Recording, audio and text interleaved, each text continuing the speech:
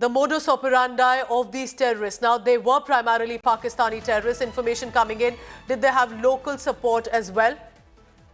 Terrorists wore helmet-mounted cams and they wanted to videograph the full attack. I have more news coming in. Let's take a look at that. Remember, were government officials deliberately on the target? Were their travel plan details leaked by someone on the ground? But as more and more details are coming in, we are told that 3 sitting High Court judges had a narrow escape. 3 judges from Kerala had a narrow escape in Jammu Kashmir.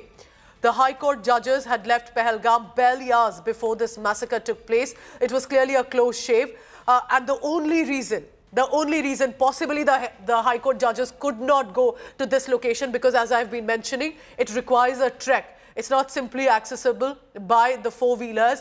They could not walk to the site. That needed a trek. It's a 45-minute trek at least, could be over an hour for some people. These senior judges therefore decided to not go to that location. Gaurav, what's happening? This is one by one as the details are emerging.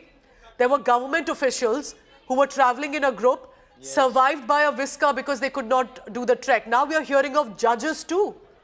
That's right, and 3 senior judges with their families.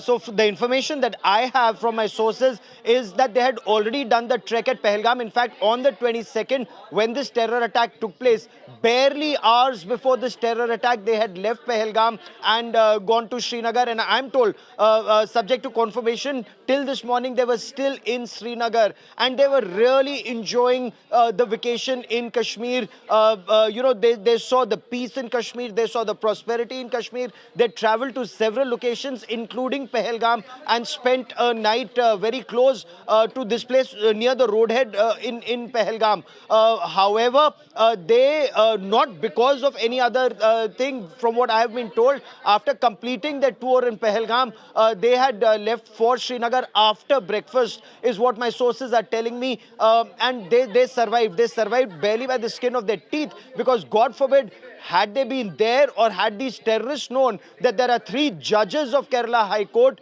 with their families in Pahalgam, they could, God forbid, they could have mounted a bigger operation, or mounted an operation where the honorable judges were. There are 2 things that come out of this. One, the impression within the system, in the government, that the situation was well and truly under control. And that is why, look, there were so many army families who've been there, armed forces families who've been there vacationing in Kashmir, because Kashmir is one, as you know better than anybody else, it is so beautiful. It's better than Switzerland, and we've been saying that all along. However, you cannot declare victory or say that the situation is normal because the terror tap is controlled by that radical Islamist terror state called Pakistan. So, you can never declare victory. All those gentlemen who say that remove AFSPA or the Armed Forces Special Powers Act, of course you can remove AFSPA when there is no Pakistan terror threat, but till then, this is exactly what terrorists can do. That the judges barely survived. They reached Srinagar.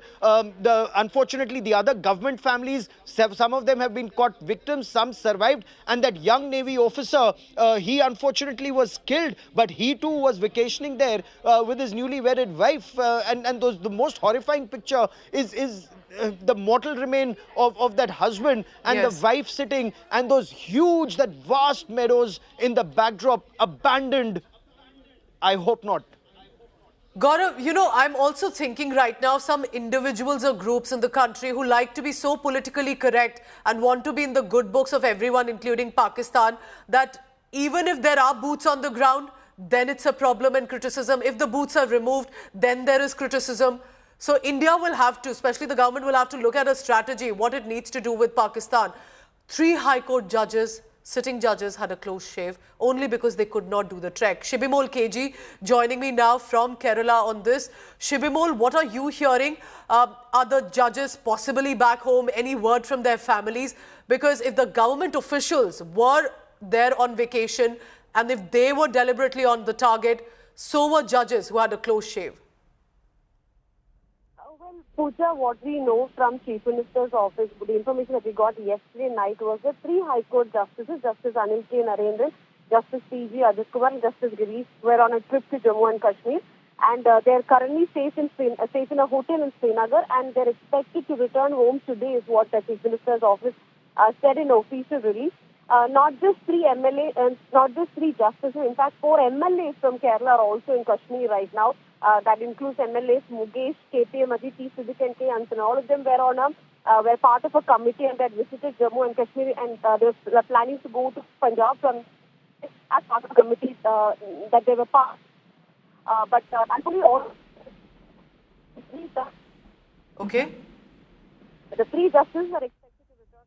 It's a miraculous escape for the sitting judges, for government officials who were traveling in a group, and that is why there will have to be a bigger dismantling. Did someone release or leak out their details, that there were High Court judges on the trek, that they were government officials in group with their families heading to a certain location? It's a developing story. India Today team of reporters, all our colleagues have been constantly delving deep into what exactly happened.